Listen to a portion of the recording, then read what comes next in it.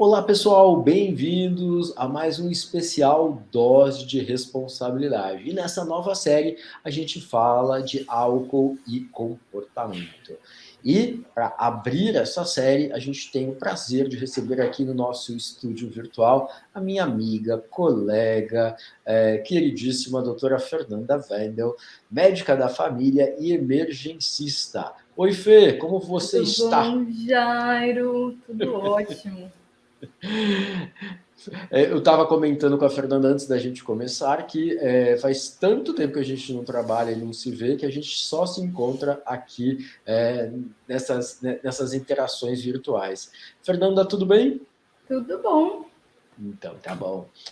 Olha só, a Fernanda é jornalista, a Fernanda é médica, a Fernanda fez residência em medicina da família, a Fernanda foi trabalhar como socorrista durante muito tempo no SAMU, em São Sebastião, litoral de São Paulo e também na cidade de São Paulo, e hoje a Fernanda é emergencista de alguns hospitais em São Paulo, inclusive o Hospital das Clínicas.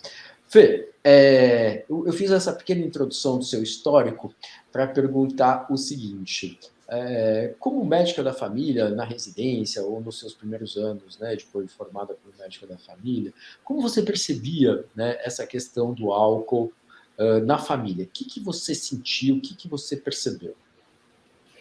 Seguinte, né, Jairo? O álcool, a gente pensando o ambiente doméstico, a gente vê a coisa que não é só o eventual, né? Que não é o pessoal que bebe na balada, que tá só no bar, é o que ele traz pro conflito familiar mesmo.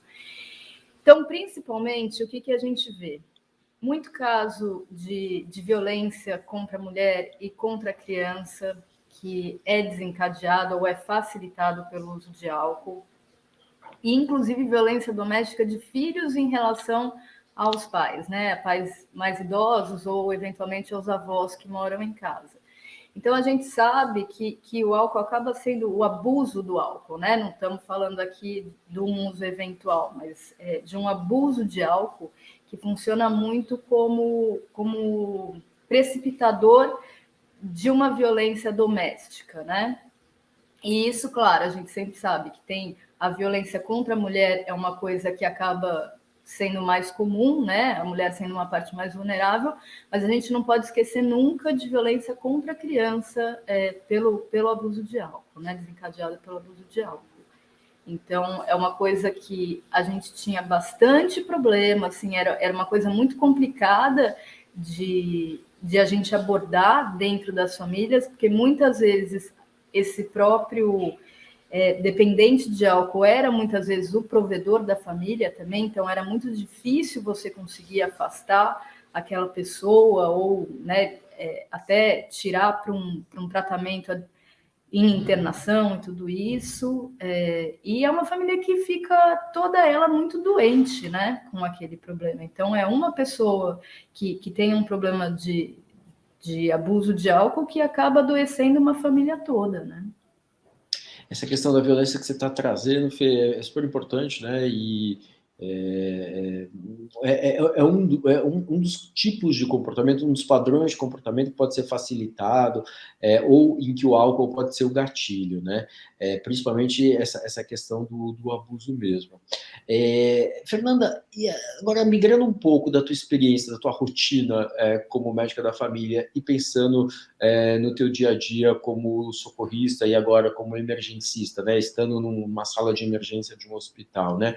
O que mais você recebe, você percebe por conta desse impacto do álcool no comportamento das pessoas? Jairo, nos meus anos de SAMU, no resgate, a gente, olha, eu não tenho anotado, mas se a gente for pensar em trauma, né, em causas externas, então, desde afogamento, atropelamento, acidente de carro, acidente de moto, queda de altura, eu vou chutar aí que mais de metade tinha álcool envolvido, tá? E nem sempre envolvido com a vítima, o que eu acho mais complicado, né? Então, aqui em São Sebastião, a gente está na costa e a cidade é atravessada por uma estrada. Então, as pessoas, para se deslocarem de um bairro para o outro, andam na estrada. Então, muita gente andando de bicicleta, muita gente indo de ônibus que tem que atravessar a estrada. E a gente via muito caso de atropelamento, tanto de bicicleta quanto de pedestre, por motoristas embriagados, né? Então, era muita gente, assim, uns casos horrorosos, né? Porque na estrada você pensa, a pessoa está a 80 km por hora, e a pessoa está atravessando a estrada para ir trabalhar às 6h30, 7 da manhã, e o pessoal está voltando da balada nesse horário. Assim, completamente, né, assim, embriagado e juntando com velocidade, né? Então, o que me doía mais enquanto socorrista era isso, era ver, às vezes, a pessoa embriagada, não acontecia absolutamente nada com ela, e você tinha mortes em cena, né, por atropelamento. Ou muito acidente com moto, né? Que também são pessoas que ficam muito vulneráveis. Outra coisa que a gente tem que pensar, e que também hoje estava lembrando aqui, né? Os casos que eram tragédias, né? Assim, às vezes 5, 6 vítimas no carro, e muitas vezes isso, quem está embriagado não necessariamente é a vítima, mas só o motorista, né? Então, a gente pensa que essas pessoas que assumem o risco de beber e dirigir, elas estão assumindo o risco não só por elas, mas pelo entorno delas, né? Então é isso, são pedestres, são as outras pessoas usuárias daquela via, e são as pessoas que estão no carro, né? Que às vezes não tem nada a ver. No hospital, e eu falei de quedas, né? Queda e afogamento. Aqui no litoral, assim, raramente você vê as pessoas daqui da praia se afogando, de fato. Quem se afoga geralmente é turista, e tem uma coisa muito significativa que geralmente na hora do almoço. Então é aquela coisa, o pessoal foi para a praia, começa a tomar uma cerveja, começa a tomar uma caipirinha, não para comer, e aí você vai ver 1h30, 2 da tarde, começam as ligações no verão, né? Do pessoal se afogando. E muito ligado ao álcool, muito, muito. Geralmente homem, raríssimo a gente pegar afogamento em mulher, geralmente é homem. Ou é aquele pessoal que entra na brincadeira de o mar tá virado, vamos lá, saiu da balada e vai entrar no mar às 7 da manhã, que não tem ninguém na praia, e não volta, né? Se perde e não volta. No hospital, a gente, esses últimos tempos, assim, esse pós-pandemia, que a gente vê o pessoal querendo, acho que, tirar o atraso de balada e tudo mais, tá vindo muito embriagado, que a gente, assim, um embriagado puro, e que chega num nível de consciência tão rebaixado que a gente não sabe muito bem, assim, o que mais tem ali. Se essa pessoa caiu, bateu cabeças, o que está acontecendo? E várias vezes que a gente fica assim, a pessoa está completamente rebaixada, e aí, o que a gente vai fazer? Vai entubar essa pessoa?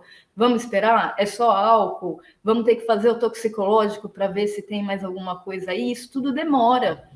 E na sala de emergência, cada 5 minutos, se a gente não faz o diagnóstico muito rápido, é risco para aquela pessoa, né? E aí fora, claro, né, os acidentes que chegam e tudo mais. Mas é que na rua a gente via muito claro, assim, que é o pessoal saindo da balada e se envolvendo em acidente, em trauma, em queda. Essa brincadeira agora do pessoal tirar selfie, né? Que eu não sei... Sim, eu falo que é a seleção natural, porque é pessoal caindo de varanda, é pessoal caindo da costeira, assim, e que é isso, não avalia, né? Acha que está tudo bem e um monte de tragédia. Essas questões que você trouxe, Fê, são muito interessantes, né? Porque, assim, por trás, né, dessa questão da violência que você contou, que pode acontecer em casa, né, por conta do álcool, ou todas essas questões, né, como alcoólico, no caso do hospital, ou no caso do resgate, né, as questões de acidente, afogamento, atropelamento, brigas e violência, né, também na rua, né, o pessoal que vai para bar e acaba se envolvendo com brigas, e hoje muito mais gente armada, né? Uhum. Na população, muito mais gente com arma, com revólver, enfim, né? Então, Então, também isso tudo acontece. E acho que um elemento comum que você acabou de falar, que é uma coisa muito importante, né, Fê? Até o cara do selfie, né, que não consegue avaliar exatamente o que ele está fazendo, tudo isso, né, essa capacidade de avaliação fica muito impactada, né, por conta da bebida, né? E aí parece que é nítida a relação, né? De que quanto mais o indivíduo bebe, menos, né, ele vai ter capacidade de avaliar, de julgar riscos, né? Quer dizer, então ele acha que ele pode, né? Você vai falar com alguém que bebeu e que quer pegar o carro, o cara acha que pode guiar, o cara acha que nunca está errado, o cara acha que não está agressivo, não está violento, né? Então, esse filtro, né, que o álcool muda na cabeça das pessoas, que é muito, do ponto de vista de comportamento, é muito complicado, né, Fernanda? Sim, mesmo até assim, desde o valentão, né, que foi que você falou assim, briga de bar, né, que nem recentemente ouvimos a justificativa de que isso é normal, né, das nossas autoridades, de ter briga de bar, o cara bebe um pouco a mais. Tem o cara desde o valentão e tem também o cara que fica rebaixado. Então é isso, é o cara que vai dirigir, perde o reflexo completamente, assim. A gente vira e mexe vê, né, Jairo, os acidentes que o cara bate num poste parado, quer dizer, assim, não tem nem justificativa e entra a 100 por hora num poste parado, assim, tem umas coisas que são inexplicáveis, né? Porque é isso, o cara dormiu na direção, ou é isso, o reflexo ficou muito diminuído, e isso que você falou, né, de briga, né, as brigas, o valentão acho que pode tudo. Tem uma coisa que é engraçado, porque parece que fica muito estigmatizado, né? Mas isso não tem diferença social. Então tem desde do boteco pé sujo até a balada VIP, sabe? Assim, é tudo. E você falou um ponto que é muito importante, que é isso, as pessoas estarem armadas. Eu acho que elas. Enfim, né? Eu não sou psiquiatra, talvez você consiga explicar melhor do que eu, mas eu acho que elas não medem a consequência do pós o ato delas, né? Fica parecendo muito um videogame que dá um tiro e depois segue a vida, e não, assim, você está causando tragédias em famílias, né? Assim, é o impulso sem prever o que vem depois, a consequência daquilo depois. E é isso que é impulsividade e não avaliar o risco, não avaliar a consequência também, né, dos efeitos diretos aí de consumo de bebida. Fê, você falou uma coisa super importante nessa coisa do recorte social, né? Faz muito tempo que eu não trabalho numa emergência, mas enfim, eu trabalhei alguns anos numa emergência na periferia de São Paulo, com emergência psiquiátrica, né? E trabalhei durante a formação da gente, né, no HU, Hospital Universitário, Hospital das Clínicas em São Paulo, que são hospitais centrais, né? Enfim, né? São referência, mas são centrais.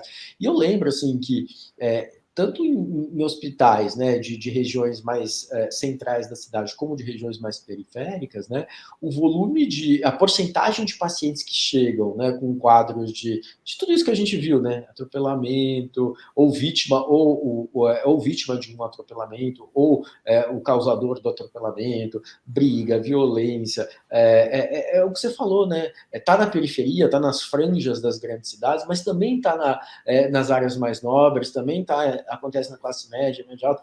Então, assim, não tem muito esse recorte social, né, Fernanda? Acho que é meio que a relação, né, que muita gente tem com o álcool, de abuso, de exagero, assim, meio que acontece em todas as classes sociais, né? Talvez um tipo de bebida, talvez um padrão do que acontece, mas é meio a sensação que a gente tem que é meio universal, né, Fê?